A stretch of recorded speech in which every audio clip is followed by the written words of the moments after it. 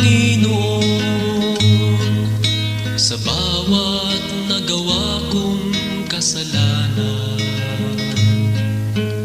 Pinagsisisihan ko ito ng lubusan, upang di na muli pang balikan ang aking buhay noon.